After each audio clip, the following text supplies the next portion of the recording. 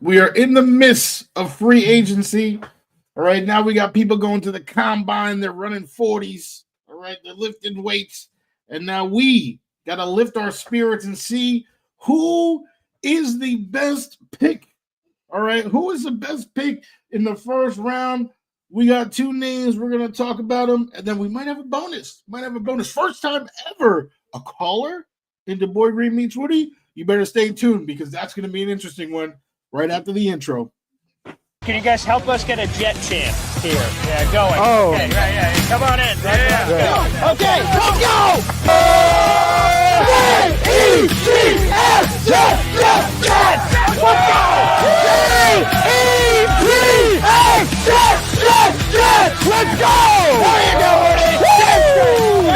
Third Party Thursday. Chris joining us here on the program with a capital P here on the program. Jake Asman, come on down. How you doing, good sir? Wow, what an intro. I mean, the Boy Green is known for having the intro, but Wudi, that was unreal, man. Thanks for the kind words, son. We are men of many names. My favorite Austrian Jets fan right there, Nice. baby. Boy Green Meets Wudi.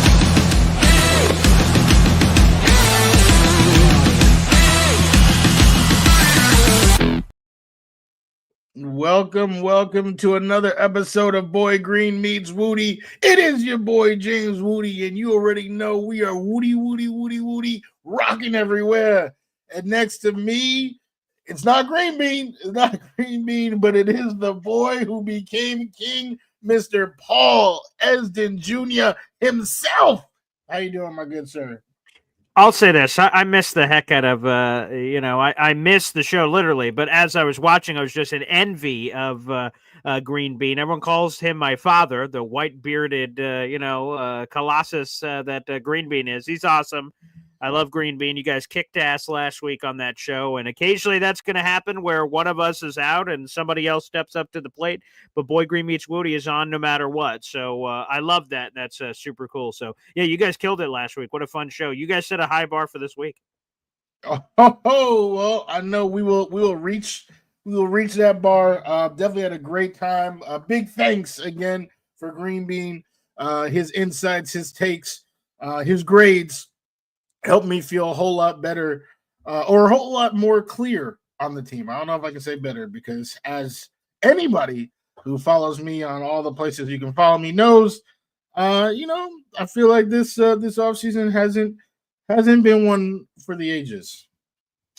Yeah, there's been good moments and bad moments, and but not as much splash as some people may have wanted, which may be good or bad. Again, it depends on your perspective, I guess. For our show and content, less splash, less but sometimes that happens, and it can sometimes be good for business. Patience is a virtue, Patience is definitely a virtue. So we will see what happens. And of course, with one of the polls that I had put up, I said, hey, is this free agency great? Is it bad? Or do we need to wait till the draft to kind of see for real? And the consensus, which I have to say has to be the right answer, I don't know how you can make any other decision, is that we need to wait till the draft to see for real. And that's kind of what we're talking about right now. Yeah. Is, looking at two names that have been said a whole lot in Green. And I think earlier, there were more pipe dreams, right? Because we thought free agency was going to happen. And, there were names, Evan Ingram was a name that we were hearing, Chris Godwin was a name that we were hearing. Yeah. We were hearing a whole bunch of different names. But now that it has been crystal clear that the level of additions they're willing to make in free agency is the Stone Smart level. Now we gotta draft somebody because you cannot hang your hat on Stone Smart level. You can't. You just can't. And it's no disrespect to him specifically. I know I said his name twice, but really, pretty much all the last 8 signings that I've seen. Is all that type of bottom of the barrel, scrape that gunk off the bottom type deal. So if we need a pass catcher for this guy, Justin Fields, these are the two top names to look at. Yeah, and those two top names for everyone that's watching on all of our social media portals. And remember, we're streaming now live to 5 different places. My YouTube channel, Take Flight Talk, which is James Wudi's YouTube channel. Again, make sure you guys subscribe to that channel for Jets content with us together and also Jets content with James Wudi solo. And probably some love affair with Green Bean. I'm probably going to stumble into that over there, I bet. And Instagrams for both of us as well. So show your support no matter where you're watching. But the two names up for debate is Tyler Warren, the Penn State tight end, and Tater Tot McMuffin, as Ricky in New York likes to say, a.k.a. Tet McMillan, the wide receiver out of Arizona. So I don't know how you want to do this because this is our first version of this, Woody, and I'm sure this is going to be a lot of fun of presenting the case of each guy and talking through the pros and cons. So I guess we could just dart throw one of these guys first and go through in that way. Sure. Yeah, I guess, we spoke a little bit before the show, but we didn't really talk about that. Yeah, that's a good point. So, so yeah, I guess we didn't talk about it, but yeah, I would say, yeah. Well, first off the bat, let me just ask you, curious question. Okay. Are you cool with if the Jets draft either of these guys number 7? Are you cool with it, or do you have a preference? I definitely have a preference. Preference. If I had a dating profile, there would be a clear preference here. There would be a very clear preference. Okay. And my preference is Tyler Warren. And we could get into a lot of it here about whether or not that's the right choice or wrong choice. But let me turn it around to you, James Wudi. Do you have a preference between Tater Tot McMuffin and Tyler Warren? I do, but it's very slight. It's very slight. Okay. And that's so, and you didn't really answer my original question because I asked you to, so that's my fault. Of would you be okay with either? I would be okay with either. Yeah, I did ignore that part of the question. You also didn't answer the slight lean which way. So as we're answering questions here, where was your slight lean? Yeah, lean with it. Rock with it. Where we leaning? I'm leaning with Tet. I've said excellent. it on social media. Give me Tet or give me death. Oh wow, but, that's dark. All right. Well, hey, because I need somebody. But if they say Tyler Warren, then that's okay too. So I guess I'll go back to your question as we're half answering each other's questions here. And I'm a dumb animal, so if you ask me too many questions all at once, my brain gets all confused. Would I be okay with it? It's hard to be upset if the Jets go. The New York Jets with the 7th overall pick select 6'4", 219-pound wide receiver Tet McMillan. And that's the immediate compliment to Garrett Wilson. It'd be hard for me to go, gee, what are we doing? Like, it makes sense on paper why they want a wide receiver, and why they specifically would want Tet McMillan. There's a lot of reason to believe why that would make sense. But here, let's start off with Tet McMillan. Now that we've laid our cards on the table here, let's start off with your boy Tet McMillan, who, again, these are his NFL combine measurements: 6'4", 219 pounds, 31.5-inch arms, and 10-inch hands. He played it 3 years in Arizona, and here are the numbers across those seasons: 39 catches, 90 catches, 84 catches, 700 yards, 1,400 yards, 1,300 yards, 8 touchdowns, 10 touchdowns, 8 touchdowns. That first year, 18 yards per reception. That's ridiculous. And then 15.6, 15.7. Those are it across the board on the major categories for Tet McMillan. I'll just go right off the bat, and I will give you my problem with Tet McMillan. Right, let's just go right for the jugular here. Because he came up this week because of the 40 time. So he refused to run the 40 in Indianapolis. Wuss. And then he apparently ran it at the pro day, and one person in the back of the room, click, click, 4.48. And people lost their minds. 4.4 for Tet McMillan. That's a great number. And I would agree. That is a great number if true. The rest of the room seemed to time him at 4.5 plus, which again, I'm not trying to smash or destroy the guy. Like, it makes a lot of sense that would be his time with his size. But if he would have been 4.48, I think that really changes a lot of the conversation, Woody. If he did have that time, he did not that time. And when you look at the game tape, it looks like he's a 4.5 something guy. And when you look at Tet McMillan, people will say, well, Paul, he's a contested catch monster. And I go, maybe he wouldn't have to do so many contested catches if he could separate and create some speed. He's doing contested catches because he has to. He has no choice. He must do those things because he cannot consistently separate. That's my problem.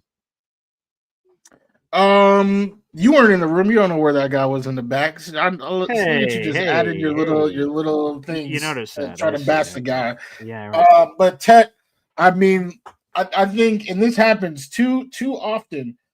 People start getting nervous, right? When things are so sure, right? You have a sure thing. It's like, whoa.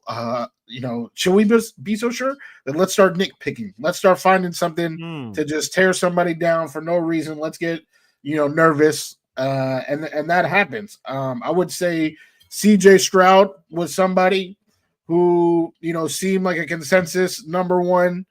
And then all of a sudden those Wonderlic scores came and his test scores were terrible. They're like, wow, this guy's dumb as a nail. Yeah. They literally all flipped on him. And then boom, Bryce Young is the number one pick. And one of those guys' careers is way different than the other. Right. I think that this is exactly what this is. I mean, everybody was just gushing over this kid all during the season. Just, oh my God, look at what he's doing. The tape, the numbers, everything checked out, size, strength, and he's fast for his size. I mean, what is Tyler Warren's 40? They're similar size. Yeah, he didn't work out at the combine, so we don't have that information, and I don't know when the Penn State Pro Day is scheduled. So, it was a rhetorical question, but yes. Okay. Yeah. So, I don't like that. Doesn't even make sense to me. Like, I can understand if we talking like 4.8, like, damn, this dude is slow, but 4.5 is a super respectable number for that guy at that size. I think there's no reason to hesitate to grab Tet. Like I said, I think this is a slam dunk choice, but sometimes with the slam dunks, people just start creating ridiculous narratives to just, create doubt.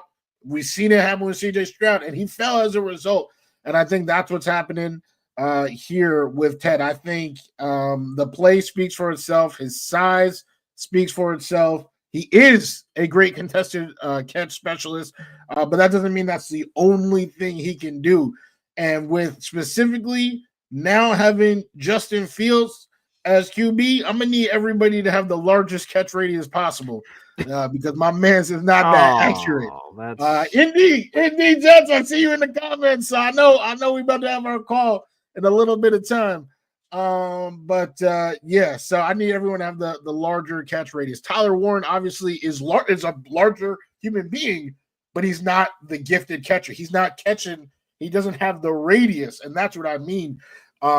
Tet has that. You can't teach that. Garrett Wilson probably has the largest catch radius for somebody with his measurables in the NFL. Those are things that you can't teach. Tet has it. Give it to me on the New York Jets. Interesting. Well, let's bring up Tyler Warren's measurements. He's 6'5.5", bigger than Tet McMillan. He's 256 pounds. He weighs significantly more than Tet McMillan. His arms are 31 3/4. That is bigger arms than Tet McMillan. His hand size is not as big, 9.5. He's got apparently little. I said, did I know. You I'm just repeating it. I'm just I know that for a fact. Yeah. I think it's an important statistic to reiterate of how mas importante this is.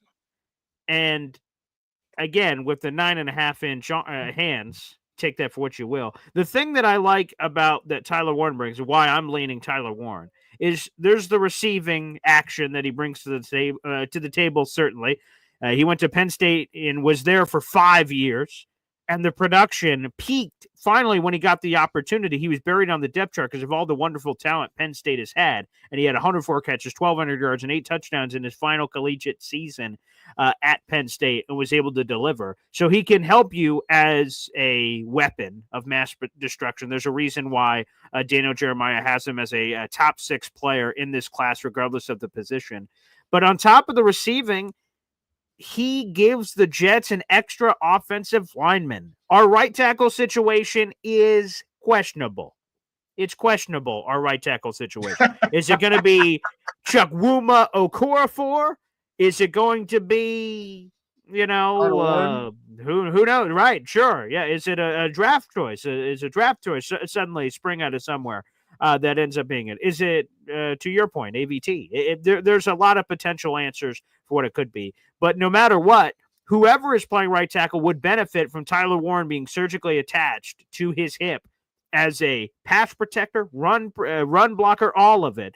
So the blocking element gets me, the receiving element gets me, and the fact of the matter is, at wide receiver, the Jets have Garrett Wilson. Hey now, at tight end, they have Stone Cold Smart and Jeremy Rucker. Those are the options at the tight end position. So Tyler Warren entering that room goes from here, no, whoop. Wide receiver, sure. The room would go from to So I just think also in terms of impact. It's a big jump. It's a big jump to add. There's no Garrett Wilson in the tight end room. There is no, but you, for most part, you have one tight end on the field at once. Yeah, sometimes, you get the duel. You have 3, 4 wide receivers, right? Like, you need multiple wide receivers. You need it. And we saw how much easier it was for Garrett Wilson when they were not singling him out from the opposing defensive perspective. It was huge.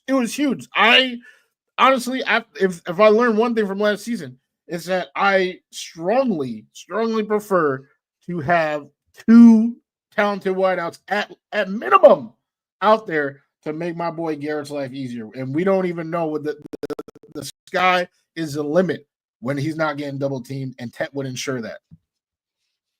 There is something to be said for Garrett Wilson not getting attacked on a play-by-play basis. But again, the tight end room, the options to fill the wide receiver hole are endless. You could do trade, you could do draft. You can't trade for tight ends. I forgot that's illegal in the NFL, right? You can't trade. There are more wide receivers to trade for than tight ends.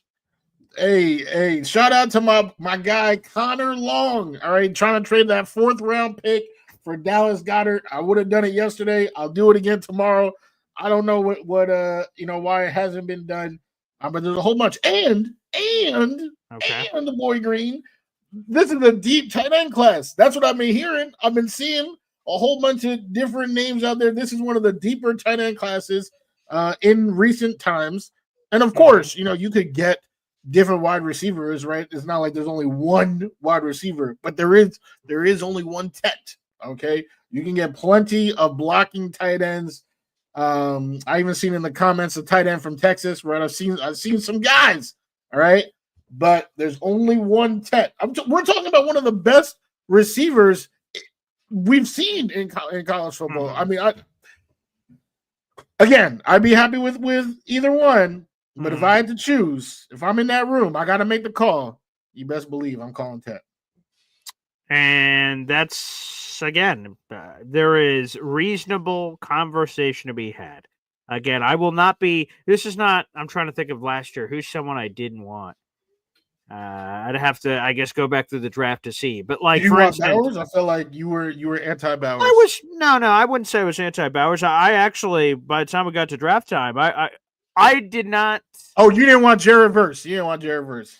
Oh, yeah. There we go. There's an example. Like Jared Verse, no, thank you. I did not want a pass rusher with technically 10th and then 11th overall pick. I did not want a pass rusher last year. So, yeah, there's a good example.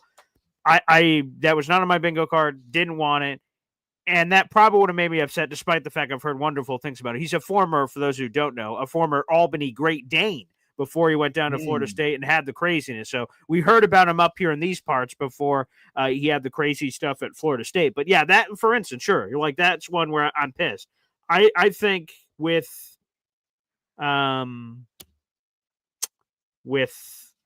Tyler Warren or Tet McMillan, I don't think either way that I'm incredibly angry. And I'm sure it's hard, even though I'm seeing people are picking sides in the comment section. No, I'm this guy. No, I'm this guy. I'm Team Wudi. I'm Team Boy Great. We're getting all this back and forth.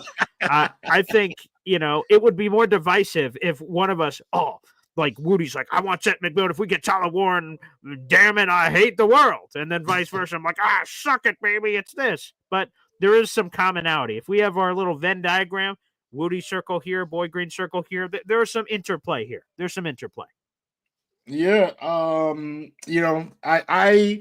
need a playmaker, right? I was hoping to get one, from free agency. I have been peppered with comments about Tyler Johnson. I don't, okay, or maybe he's something I do like. Terrence, shout out to Terrence. He mentioned Malachi Corley. I did have an article that I put on JetNation.com that said that we shouldn't give up on Corley. But again, I need more sure things, or I guess nothing is sure, right? So, super high probability things. Tyler Warren, Ted McMillan, those are super high probability things. So I'm seeing a lot of people saying trade down, get more picks. Sure. Yeah. I'm okay with that. I'm okay with it. Abuka, baby. But I really think I would probably make the pick at 7. If either of those guys are there, I'd probably just make the pick at 7 because you have a guy, you have a stud, right? And that's what I said before, is that this pick, you have the chance to really, choose your identity for this franchise with this pick, with a cornerstone player like that. So either of those guys would kind of set that, the Lions, where, we're going to keep talking about the Lions probably for, the entire Glenn era here. Sure. But, they went from TJ Hawkinson to Sam Laporta. Those are studs, tier 1 tight ends, and Stone Smart is not tier 5. Ruckert, me and Boy Green might disagree about, which tier Ruckert is, but we know it's not anywhere in the top 4. We know that. Tyler Warren could be the pick. I just like Ted. I like to make things easier for Garrett, especially, trying to secure him for the future. Just having those two guys on, Garrett's extended and then Ted on that rookie deal for like 5 years. Are you kidding? Sign me up. Sign me up for that. And then, of course, Membu is the other name that. Armand Membu. Yes. Not to, put this, change this into a triple threat match, but that's what I feel like. I thought we had an Io Sky versus Bianca Belair, a championship match at Mania, and it's like, this is my brutality. What the hell? Yeah. By God, we got a special guest. All right, there could be Armand Membu. You could be. Hey, you want a fatal 4-way? Mason Graham. Whoa, he's still on the board. What the hell? So Mason Graham, actually, you could get me on. Yeah. Yeah, I can't get mad at a move at the trenches. It's not the level of excitement. Like, if we have the two people that are in this title, I'm hyped. Like, I'm like, let's go. Like, thinking about a jersey purchase. Mm-hmm. For Membu and Graham, I'm feeling good. You can never get mad about somebody in the trenches, and that's how this game is won. It is won and lost in the trenches. So to get a stud like that. And, you think about that O-line. If they extend AVT, now you got Olu and Membu. That's funny. But anyway, Olu and Membu on rookie deals, right? Bookend tight ends. And then that interior is also, assuming they extend AVT, is there for a little bit. You would only have to replace John Simpson, if that. And that's how you build a good offensive line, is by having the continuity, the same guy showing up every year. Yo, what up? Yo, what up? Expecting the same dude on the left, same dude on the right, and boom, now we're mauling. So, and then, of course, that's the same concept for Mason Graham on the other side of the ball. So any of those 4, I'm feeling good. Yeah, I'll tell you, it's funny with the draft process when you go through it, that at one point a player is this. For instance, I remember back in sorry to bring up bad memories potentially for people. I remember in the 2020 class, Mekhi Becton, when he was discussed early in the offseason, they said, ooh, maybe that's a pick for the Jets in the 2nd round. I'm like, oh, okay, that's a guy to keep an eye out for. And then Daniel Jeremiah did a mock draft, and the Giants had the 4th overall pick that year, and he had them taking Mekhi Becton. I'm like, Mekhi Becton? What the hell? Where did that come from? And obviously, Daniel Jeremiah is one of the best in the business, so he had a pretty good pulse on what was to come, and Mekhi obviously shot up the draft boards. But, there are things that change the equation. Another one is Armand Membu. He is a guy I have not seen in the top 5 a lot. And then recently, since the combine, basically, Armand Membu has been a popular pick at 4th overall, the New England Patriots. I'm like, holy friggin' crap, look at this. So obviously the draft process of combine, pro days, and things of that nature, Woody, severely can change the picture. Yeah, I mean, we definitely see it. And you just gave a few great examples. And it seems like that might even be happening to my guy Tet in the wrong direction. Yeah. Yeah, I think in the end, right, like, all this speculation, all this conversation in March and April, and then, the player becomes a player. Like CJ Stroud, now right now, it looks ridiculous that the Panthers didn't take him first. There's a couple players like that. Everyone was talking about. Hey, whoa. All the disrespect on my fellow vertically challenged Bryce Young. Did you see him at the end of last year, pal? He actually was looking pretty solid. He was. Yeah. My home state, or my new home state, Carolina Panthers. I've only been here a few years. Yeah. I mean, we'll see. But nothing close to CJ Stroud having one of the most successful rookie seasons for a QB in NFL history, and getting a playoff win in 100% of his seasons played so far. I mean, shout out to CJ Stroud. But the other example I was going to bring was Jerry Jeudy and CeeDee Lamb. Everyone was talking about, those two. And I have a friend that was like, they're talking about the wrong two, because Justin Jefferson is about to be the best receiver out of this class. And I was oh my God, I was laughing so much at my friend when he was saying that. And here we are. Jettis is definitely the cream of the crop. So that's what I'm saying. Sometimes you have to trust the film, right? Trust the player. That's why you bring in these guys for interviews. Sure. I know in between now and the draft, we will be talking to some draft experts. Yes. So we will be learning. We, keep watching the show, because you will be in the know with what's happening, with the draft interviews and stuff like that. I think you got to trust that and trust the film. You can't be trusting these narratives, because I feel like some people even leak things just to have guys slip and fall to them. They say that all the time about possibilities that are out there in the universe. Let's throw up. I think this is going to be a very quick conversation, but I will throw it up here anyway, because I appreciate when people send in questions or comments during the show. I appreciate that. Let's it just disappeared on me. Let me see if I can get it up quickly here. Either way, if I can't highlight the comment, I know what it is, so we could just talk about it that way. A Danger Zone, which has had Danger Zone, which has had a lot of Wudi on it. Which why wouldn't you, for God's sake? My God, Dane, they know. Yeah, that makes plenty of sense. It makes plenty of sense. And by the way, the subscriber count is going up quite high for Take Flight Talk, which is awesome to see. So again, guys, make sure you show your support. I appreciate you guys supporting this channel, but also make sure we spread the love over as well to, again, Take Flight Talk. Take Flight Talk. That is the way to listen and watch Woody's exclusive content he also has on his channel. Here it is.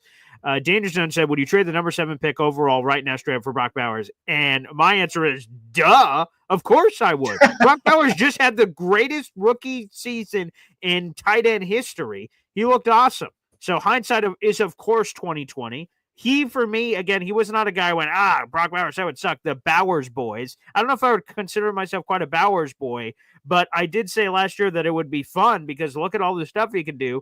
And I said it would be wildly irresponsible considering their left tackle issues or tackle issues as a whole, even with Tyron Smith. But I said that'd be fun. And they didn't take him. The Raiders did, obviously. And the Raiders didn't win many games. But boy, did Brock Bowers light every tight end record that's been held for like 60 years. He lit it on fire. So unquestionably, I would do this deal. I was a Bowers boy. You can check the film. Right? You can check. You can check my IG. Okay. There aren't too many players, college players that I've made graphics about. But Brock Bowers was one of them. We spent many times on this show talking about Bowers. I was criticized, right? Bowers, like it's a derogatory term. I was dumbfounded that there was even a term for it. But yeah, I felt like you had Garrett. Right, I knew my guy Alan Lazar would bounce back. Why not get the superstar tight end? Get the future Travis Kelce. I said the only way that I'd be okay with not getting Bowers was if they do what they actually did. If you trade back and get an offensive tackle instead. So I was cool with it. But yeah, would I trade number 7 right now? We're talking about Tyler Warren. If you're going to do the number 7 pick for Tyler Warren, yeah, trade it for Brock Bowers. Brock Bowers is a better receiver. There's no disrespect to Tyler Warren. He might even be better all around. I know he's a bigger human being. Yeah, he's a better blocker for sure, I think, straight up. Yeah. Yeah, exactly. So Warren is, yeah. He has the potential to be better all around by simply being a larger human.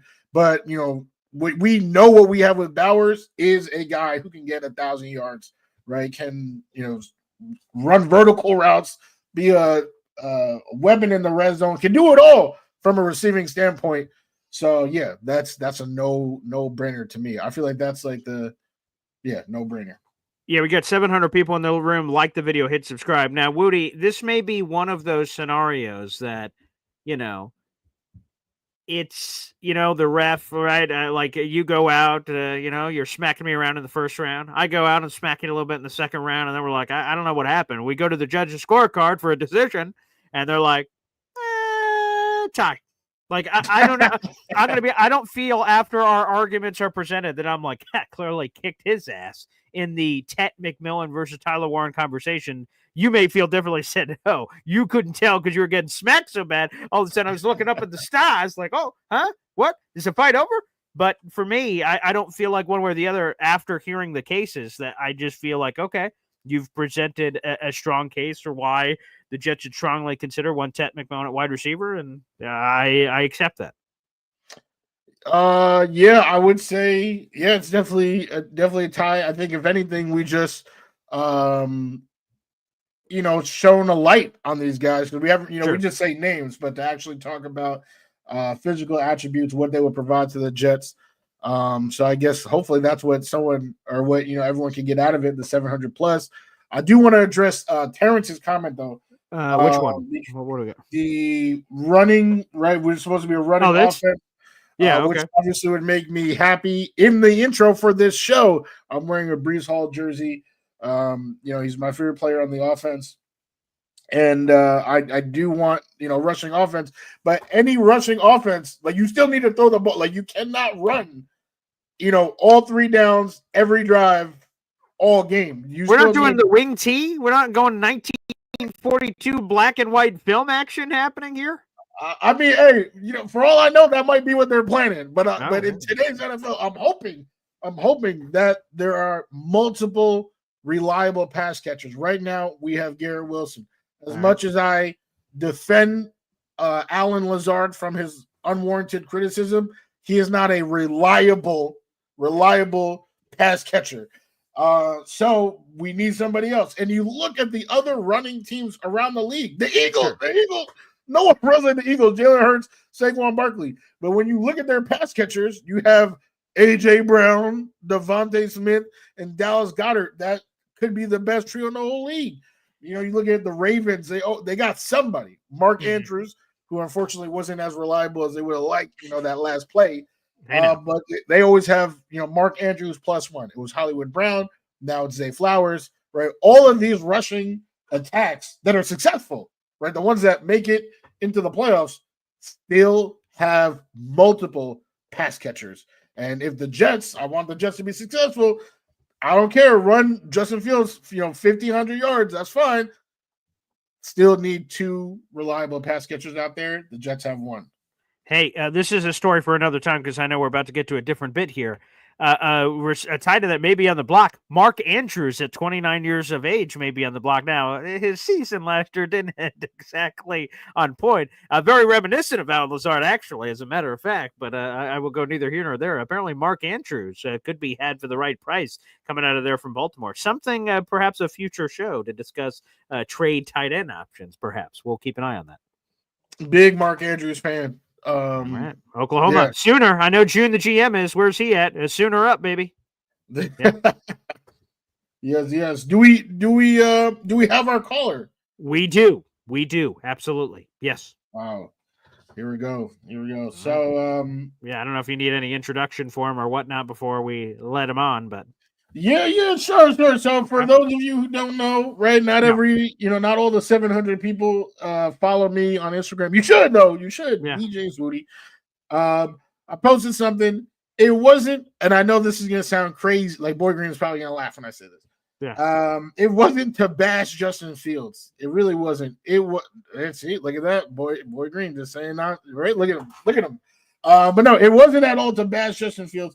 Okay. It is to share a truth. That's what it is. And before we got to the whole Wudi rocking everywhere, we used to say James Wudi, all caps, no cap. I am here to tell you how it is. I'm not gonna tell you it's not gonna hurt if it won't hurt. And this was the fact that I had stumbled upon. I shared it to my Instagram page.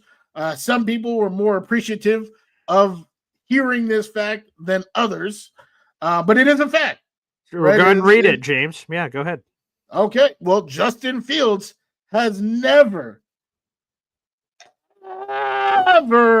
won a game where his team allowed 21 plus points.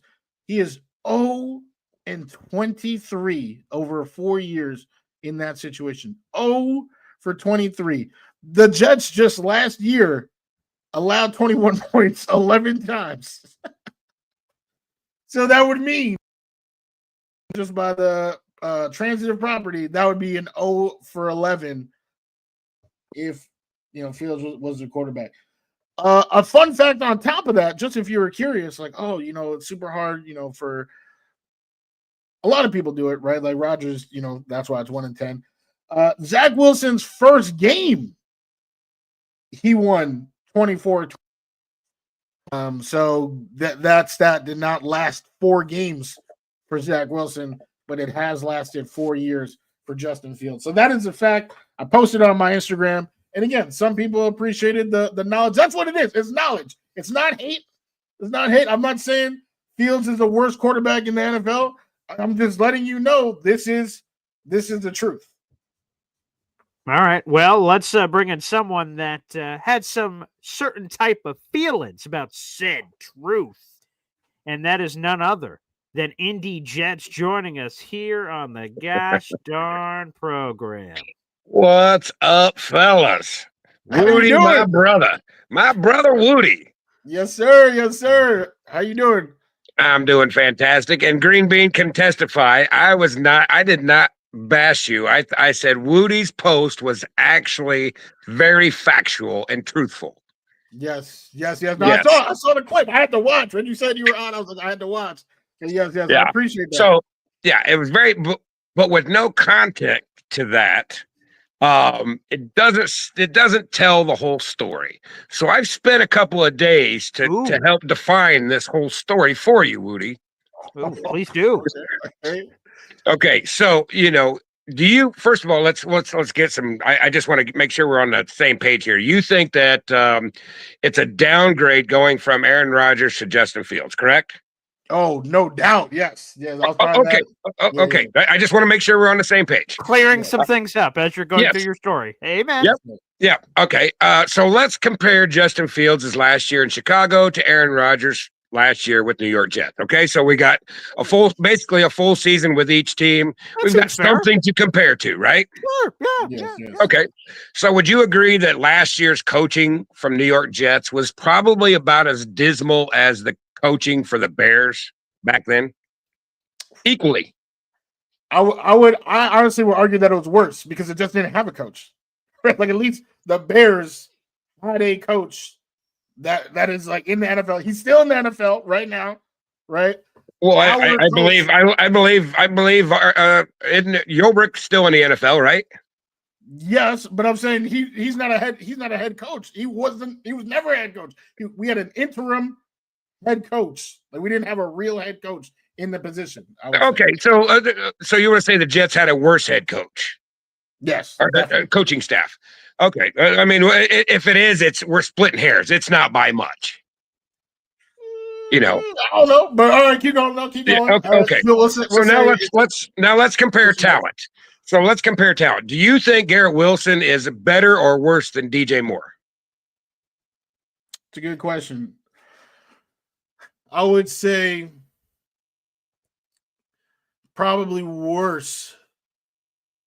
Probably worse at this point in their careers. You think DJ Moore is a better wide receiver than Garrett Wilson over the history of the history of his career?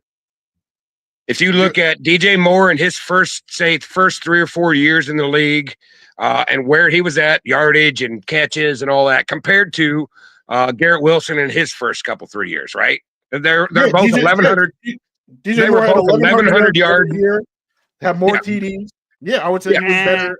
If you look at their first 3 years, here are the numbers. I have them in front of me. Yeah. So DJ Moore's rookie year, 55 catches, 700 yards, 2 touchdowns. Garrett Wilson's never had a season like that. Let's go to the next year. 87 catches, 1,100 yards, 4 touchdowns. Okay. 66 catches, 1,100 yards, 4 touchdowns. So Garrett Wilson, didn't he have – well, obviously he did. He had more touchdowns than that in his first 3 years. Okay. And more receptions, yards. Yeah, I'm pretty sure he beats him in all of those, Woody. So at minimum, I would say – he was a consistent 1,100-yard receiver coming into – Chicago. Exactly. So they're both about equal. That's what I'm getting at. Is Garrett Wilson's about equal to a DJ Moore in his first 3 or 4 years, both 1,100-yard receivers. So our talent levels equal there. Our coaching levels fairly equal if you're going to compare the two seasons. And now let's compare the running backs that Justin Field had to the running back that Aaron Rodgers had.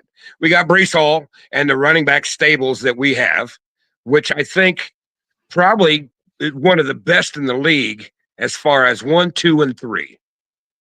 Yeah. Okay. Do you know who Justin Fields' running back was? That year with DJ Moore, it was Khalil Herbert. Yes. How many yards do you think Khalil Herbert got? He had, I want to say he had like. I have it here in front of me. I have it here in front of me. I've been taking notes. Justin Fields led the league or led the team in rushing yards with 650, and Herbert had 611. So so would you say Breece Hall is more talented than Khalil Herbert? More talented? That's not even a question. Well, okay, so we had more talent at running back, right? Yes. Okay, so Aaron Rodgers collectively had more talent around him. So now let's throw in Devontae Adams for how many games was it? 11 games. 11 of the 17 games, Rodgers had Devontae Adams and Garrett Wilson. Okay. Justin Fields had DJ Moore and who was that? Darnell Mooney? Darnell Mooney. Cole Kmet. Okay. So if you take those two wide receivers, 700 yards a year, you're gritting your teeth. Hold on. Okay. Now, Justin Fields won 7 games and Aaron Rodgers won 5 with better talent around him. Now, here's a number that, and everybody says, well, Aaron Rodgers threw for 30, what was it, 3,800 yards? I forget what it was. Yeah, that's right. Yeah. Okay. Now, here's a number that tells you that the talent around him was better than what Justin Fields has. You know what yak is, right? Yards after catch. Yes. Okay. Aaron Rodgers had 2,100 yards after catch. His wide receivers and running backs had 2,100 yards after catch. That means once it was out of his hands and in the receiver's hands, they did the most with it. Okay. They did 2,100 yards. Justin Fields had 1,100 yards. So there's 1,000 yards difference in effort from the time they catch the ball, which is out of the quarterback's hands. Yes. To what? So tell me what 1,000 yards would do for a Justin Fields if he had 2,100 yards. How many first downs is that? Well, that's not necessarily meaning that the players are making the play. Like if you get the guy open in space, right? If you are able to throw someone on the run, they're not breaking stride, right? You're able to run. If you have to stop, bobble, you're catching, throwing contested catches. Right. Obviously, that's a huge number. So of course, I will say there was more talent around Rodgers. Okay, so now here's another great stat. So you know how much you take Brees Hall's receiving numbers. Okay, Yes. so he had 463, I think, receiving yards. Do you know how many yards after catch he had? Probably like 300. 493. And there's another stat that says completed air yards. So that means from the quarterback throwing the ball to the receiver, they judge that yards. Brees Hall's number was -13. Ooh. So that means that means he averaged catching the ball behind the line. And so all 493 yards were yards after. So there's 493 yards that was all Brees Hall. So you start subtracting those numbers because Justin Fields didn't have that on his team with Khalil Herbert. Come on now. So you're sitting there saying we're losing something with Justin Fields. All right. The percentage of bad throws. I love these advanced stats because they really focus in on the individual player. The percentage of bad throws. Aaron Rodgers, 17.3. You know what Justin Fields was? 16.8. It's not a huge difference, but it's still less. Right? True. Okay. So we go back to the completed air yards per completion. Aaron Rodgers last year was 4.8. He averaged 4.8 yards in the air. Justin Fields, 5.9. Now, is that a big difference? No, but it's still another yard. It just shows that he's throwing a little bit deeper. And he averaged that for the season. And same thing with the completed air yards per attempt. Rodgers was 3.0, Justin Fields 3.6. It's not a lot, but it's still greater.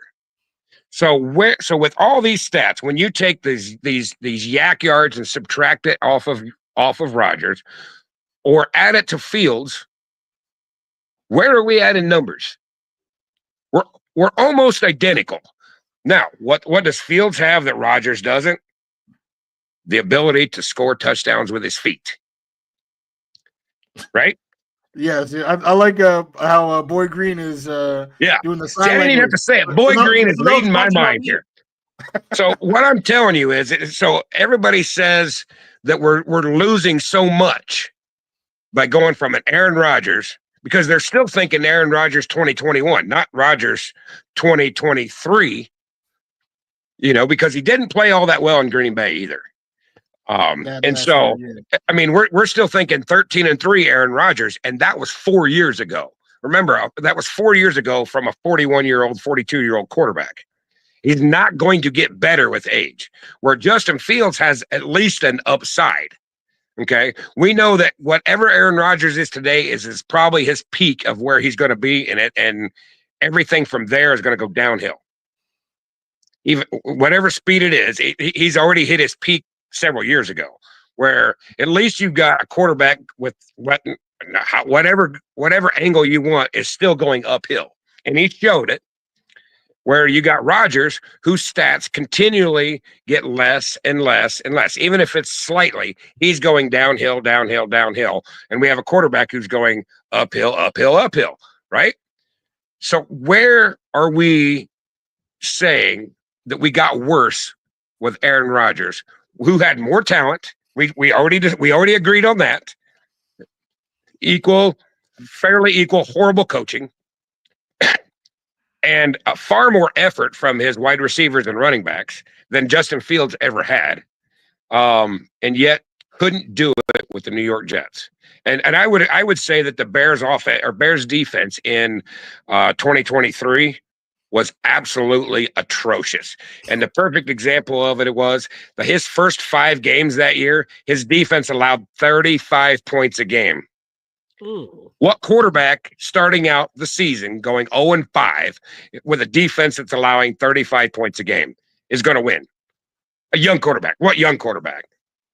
Oh, With no talent on the offense. Isn't that a Jim Harbaugh quote, Woody? Nobody. Well, So I heard you say earlier. I heard you. We can't say no talent on the offense. We definitely can't say no talent on the offense. But we can say that his defense did let him down, which is kind of what Jets fans say about Rodgers. That the defense lets Rodgers down. We were losing games 9-10.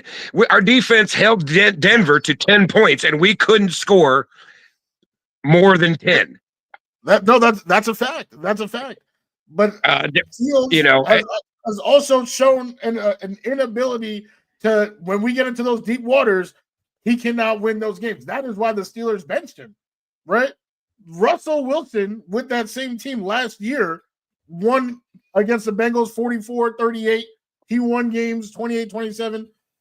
The Steelers, they were winning games 10-9 because of their defense.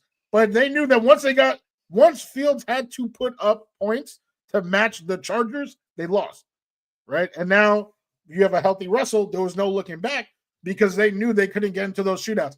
If the defense that we had 2 years ago was the defense we have right now, I'd be cool with Fields because that's what we said with Zach. Zach was 6-3 or whatever, and it was like, damn, if we just had somebody, if we had Justin Fields, who knows what could have happened? But with the defense that we have right now, and I'm not getting any more faith in that defense because we signed in. I can't even think of a name right now, but to sign all these people, right? I have no faith. I cannot say Justin Fields can carry the team. I think he can be carried, but right now I'm not seeing a team that can carry anybody. And I'm not saying he can either. What I'm saying is that we know Rodgers can't. He proved it. You said just about 10 minutes ago, I don't care what they say about him. I want to see what the tape says. We were talking about these rookies that are going to be done. What does the tape say? What does Rodgers' tape say? Can he carry this team? Or did he carry this team? And the answer is no. I hear everybody say, well, he played so much better in the second half of the season. Okay, let's look at that. The second half of the season, you take the final 8 games. 5 of those 8 games, Rodgers couldn't generate a touchdown in the second half of 5 of those games. That's not carrying the team. I mean, that's literally Zach Wilson. That's exactly what we would expect out of Zach Wilson. Don't you dare say that. He was not playing at a Zach Wilson level. That's not in the second. I'm saying in the second half of those games. I'm not saying he played like that all year. I'm saying in the second half when you needed a Hall of Fame quarterback to step up and say, "All right, I got this." In the second half, Rodgers failed to do it over and over and over again. So we, as you said, watch the tape. Yeah, and so as I'm looking at these stats from the two of them, okay, one has more talent than the other, or one had more talent around them, and still only won 5 games. Now, Green, Boy Green, I got a question for you, Boy Green. If we started a quarterback and went 4-2, and we benched him, and the next quarterback came up, and the quarterback goes, what did he go 5-1, and then all of a sudden goes on a losing streak? Would we be saying put Justin Fields back in? I would have fired Woody immediately if that happened. I would have fired Woody immediately. Exactly. Mike Tomlin was gifted a Super Bowl team, a Super Bowl winning team, a Super Bowl winning quarterback. In Big Ben, they won a Super Bowl 2 years afterwards, went back to another Super Bowl and lost 2 years after that and never sniffed it again because he was too afraid to pull Ben when Ben was washed. And he's not done anything with a quarterback since. So when you say, well, Mike Tomlin pulled Justin Fields, I don't have a lot of confidence in what Mike Tomlin does with quarterbacks. But if you look at the number, like there's actually like I don't know what the debate would be to keep Fields. Like the offense did not hum with Fields at the helm. They are 4-2 because of TJ Watt. TJ Watt total touchdowns, 1 pick. Okay. Yes, Four I understand. But who gets the credit for? They were winning games 13-6. Would you be Impressive. okay with winning games 13-6? Would you be okay with winning games 13-6? Because I remember a quarterback that only threw for 12 touchdowns and made it to an AFC championship game, and we were winning games 13-6. Yeah, but if TJ Watt cannot hold the other team to 6 points, then you have no chance, which is what the Steelers had. They had no chance. Anytime they allowed points, there was no chance. That's what I'm saying. That's why Russ gave them the better chance. 44-38. I don't even know if Fields has ever scored 44 points in his life. Probably. Yeah, he has. I looked up that stat before this. But that's what I mean. Like, for the shootouts, right? For the teams that, you know, have a system in place that, you know, can consistently shut teams down, Fields is a good quarterback to have. And the Steelers, they were getting by with Fields as the QB, but Russ was the better choice. Everybody's numbers, George Pickens, his numbers shot up with Russell at the helm.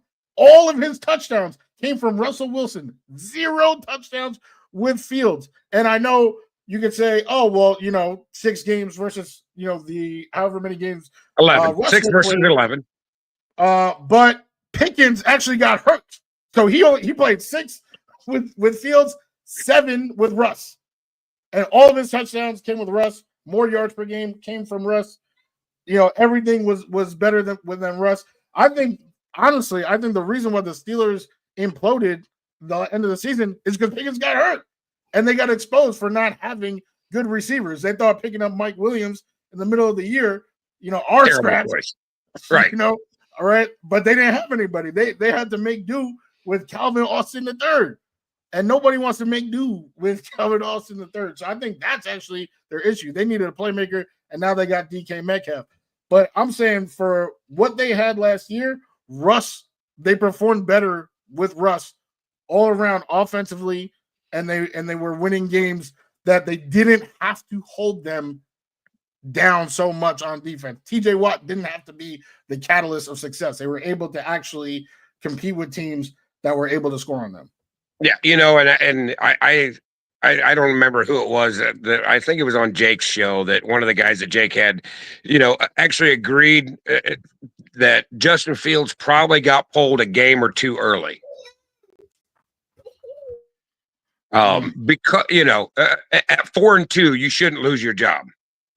And we, as Jets fans, if we're 4-2 and we're benching a quarterback, and we're going to lose our ever-loving minds as Paul. But it's a different standard of success, right? Like for us, you know, we inject that into we want the wins. Do we care if we win 9-10 or 41-40? Do we give a shit? No, we don't. Not at all. And so, you know, I think the subtraction of Rodgers is, you know, it's an addition by subtraction. And the other stat that I wanted to point out was, Aaron Rodgers, you know, we had Zach Wilson and Garrett Wilson played together. Aaron Rodgers and Garrett Wilson play together. Now, who do you think Garrett Rodgers should have performed better with? You would think Aaron Rodgers. I mean, I would say everybody in the world would think that Garrett Wilson should have played better. Or should have had a better season under Aaron Rodgers than under Zach Wilson, right? I mean, that's yeah. How did he not? Yeah. He had career highs this year. Yeah, receptions. You want to talk about a career high? He had 1 more yard under Aaron Rodgers than he had under Zach Wilson. He had 3 more touchdowns and 6 more catches. Now, if you want to call those astronomically career highs, that's a super misleading stat. That's no, it's not. No, because he didn't have that with Zach Wilson. He had that with Mike White. He had that with Joe Flacco. Correct. I mean, those guys came in and they were feeding him 100 yards per game. If Zach Wilson was Garrett's quarterback for any of those years, like all those games, I don't even think he would have got 800 yards. His pace. Who was the quarterback last year? Who was the quarterback last year? The quarterback last year was everybody. Zach Wilson. Zach Wilson, Tim Boyle. Who else was the quarterback last year? Right, Trevor all these Siemian, right? nobodies, and Garrett Wilson still had 64, I think. I don't But remember these exactly what it was. nobodies get him the ball. If you look at every QB who has thrown Garrett Wilson a 100-yard game, I think Zach's done it like once. But Mike No, White said, my point is, it's even all through all of these lowly ass quarterbacks. How come you can't tell a difference between those guys and Aaron Rodgers? but Aaron's number one. Like you said before, it's not a big difference, but he 1 yard. number one. 1 yard is not a big difference. Now, okay, so let's take DJ Moore. Let's take DJ Moore. His best season, 1,193 yards and 4 touchdowns. First year under Justin Fields. I know this First year under Justin Fields, 1,364 and 8 touchdowns. Now, can you see a much bigger difference in what Justin Fields did with a DJ Moore than what Aaron Rodgers did with a Garrett Wilson? Yes, I can say that. So why are we so again, addition by subtraction? Justin Fields proved he can take a number one wide receiver and make him a true number one. With Aaron Rodgers, Garrett Wilson didn't really get any better than he did with playing with a bunch of scrubs. Wow, I definitely would not say that. I would not statistically. I mean 1,100 his touchdowns. He never even had more than 4 touchdowns. He has 7. And he had 7. So he got 3 more touchdowns and 1 more yard for the season. I don't see that as significant compared to 160 and 4 touchdowns. It's definitely not the same as that jump. But I'm sure if you ask George Pickens one right quarterback now, George Pickens would have had Russ. One quarterback proved he can elevate, and another quarterback proved he can maintain. That's what the stats say, right? You can't argue with what the tape says. What does the tape say? That's what the tape says. Yeah, I mean, in that environment, sure, yes, but again, Pickens did have worse number. Like Pickens, I don't even know if he was on pace for 1,000 with Fields, but then again, the huge jump. All of his touchdowns with Russ. So I don't know. I'm not going to take that. That's why I didn't. I'm not saying Fields is terrible. I'm saying I don't think he is. And even you just said it, right? Like, to elevate the wide receiver to the true number one. I'm not sure if we're going to see 1,300 yards out of Garrett this year. I'm not sure if we're about to see that. Why is that? Why you don't think that Garrett Wilson's capable of it? I think he's capable. He just needs reliable throwing, and I know, yes, what's his name? Fields has done it once before, but that is one huge outlier in 4 years of not being able to do that with anyone again. Yeah, he shows that he has an upside, and Chicago bit on the all the hype of Caleb, which is an absolute disaster. So that's why they got rid of him. If they would have given Fields the same tools that Caleb has and been in that, I think you would continue to see Fields slowly, however little the curve is, it's still going up. Where once he got to Pittsburgh, and again, Tomlin has proven he doesn't know a whole lot about developing quarterbacks, because he's not been able to do it once, and like I said, he inherited a quarterback, a Super Bowl winning quarterback. So none of that goes on Tomlin. That's almost like a Barry Switzer.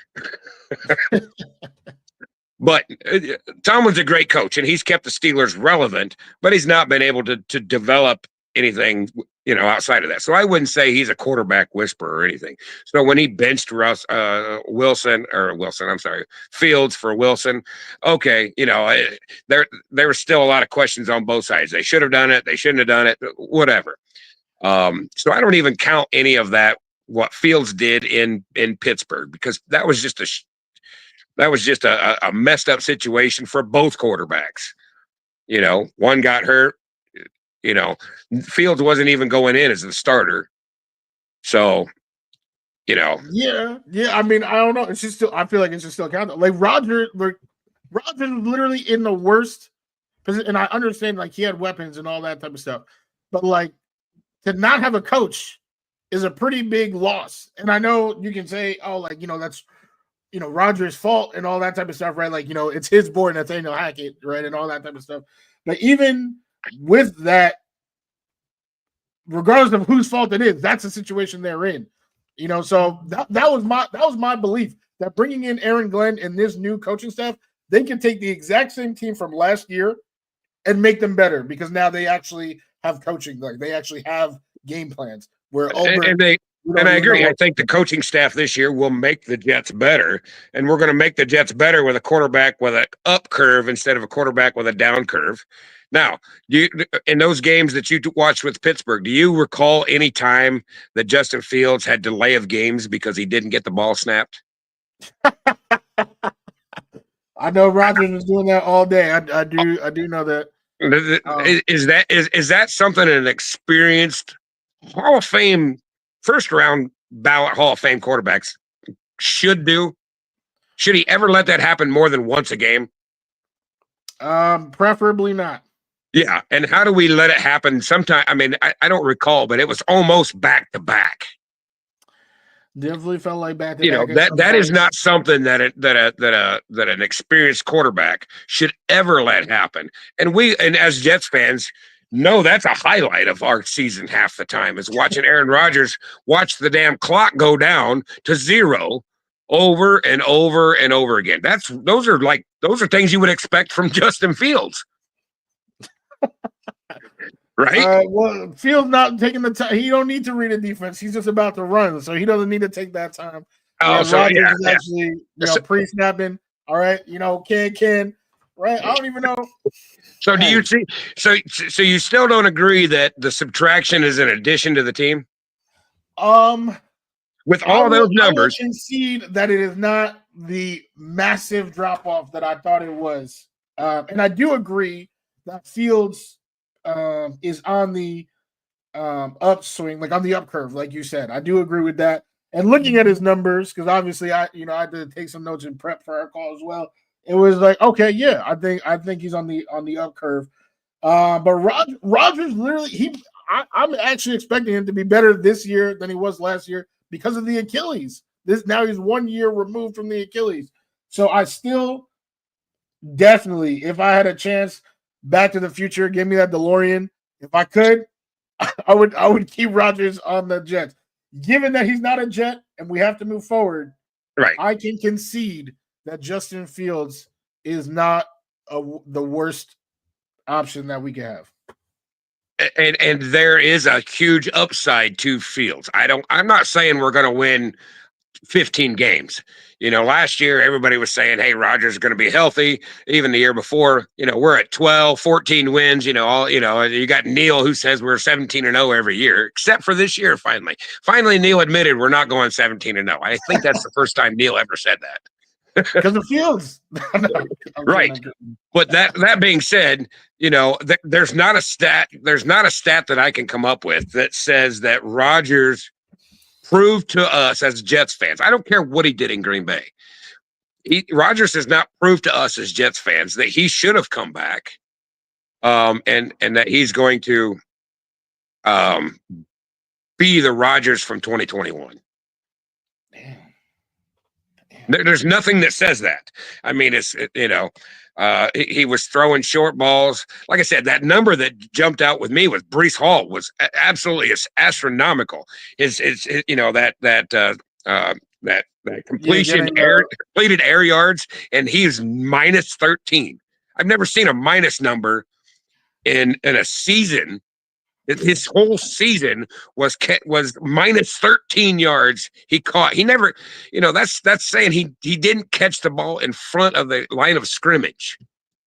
He had a net minus 13 yards behind the line of scrimmage, and still came up with 93 yards. Yak. That means that's all Breece Hall. I mean, all of it.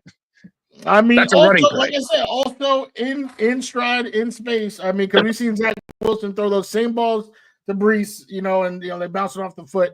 But yeah, I would say, all in all, we have Fields, right? They have made the bet for us, so we gotta lie in it, and hopefully, we're not sitting miserable here in 6-7 months. Let me ask you one last question, Indy. Go ahead, Wudi.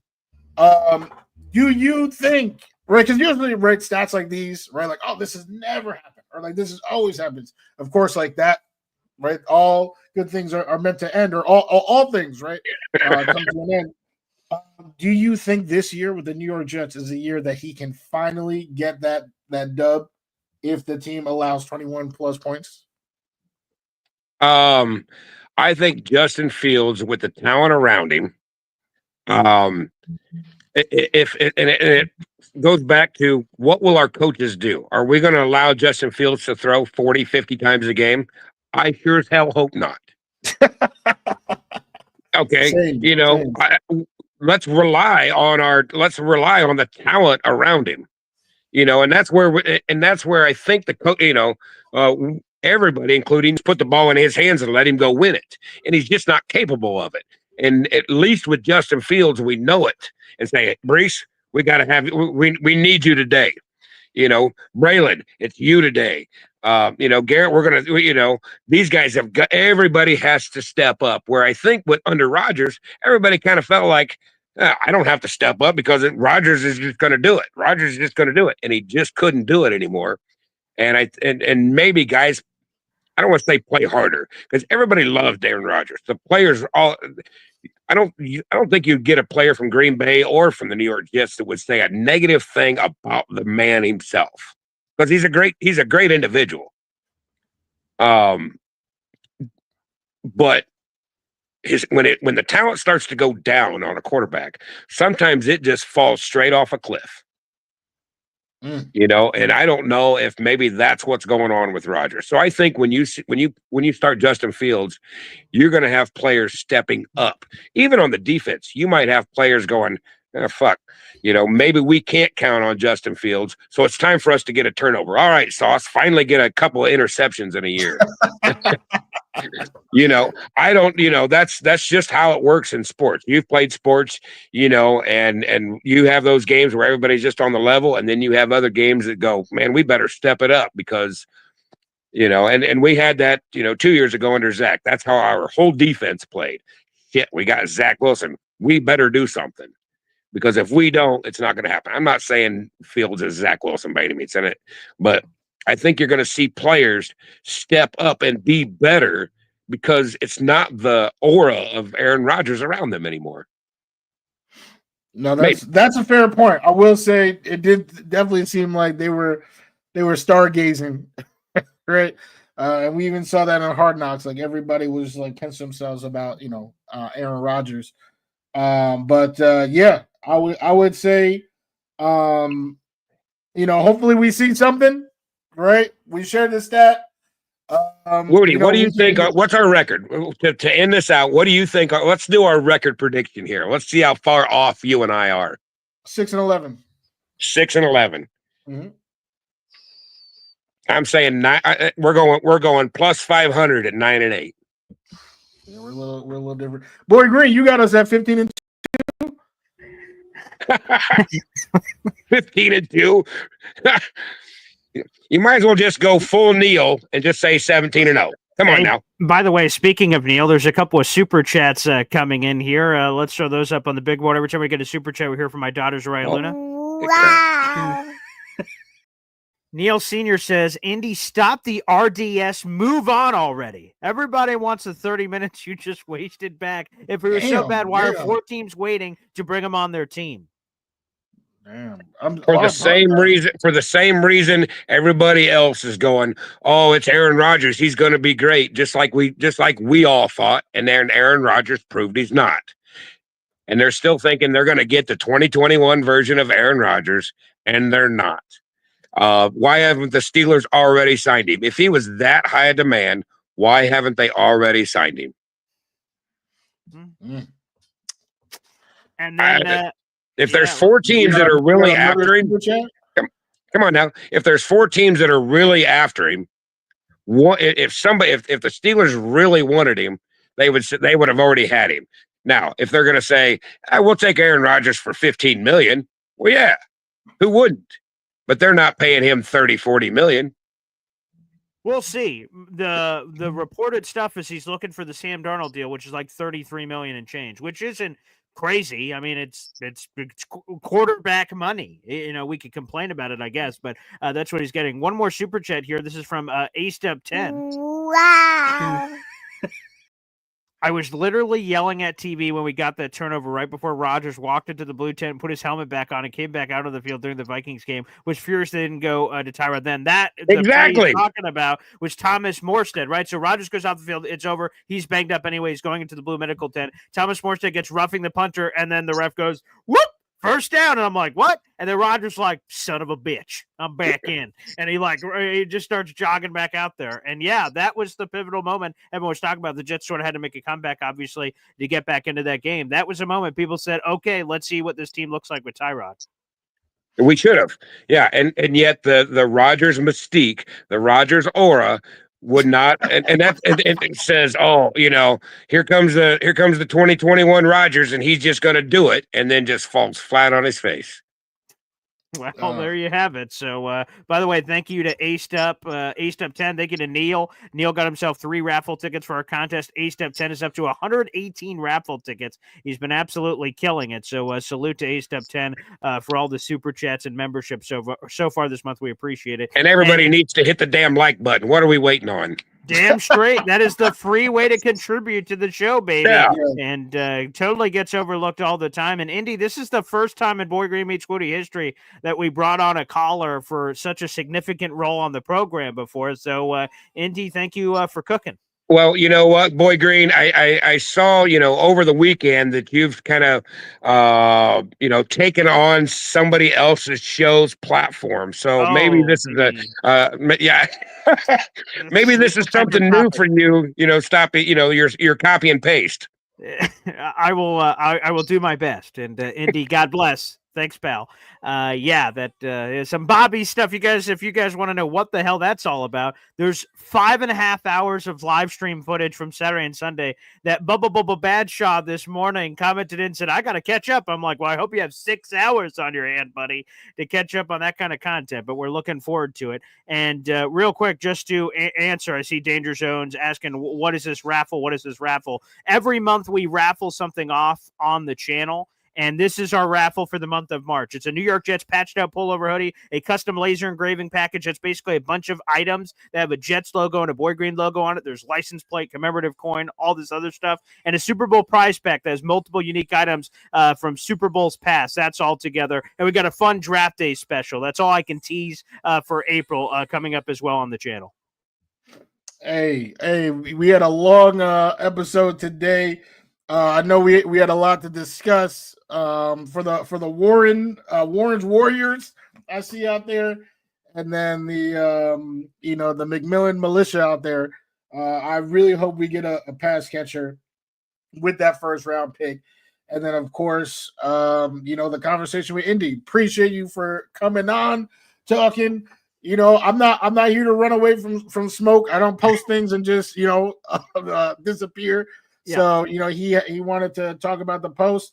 I thought he did a great job, bringing together his points, bringing together the facts, and I'm all for that. That's why we're all here, right? We're all Jets fans to kind of talk about it.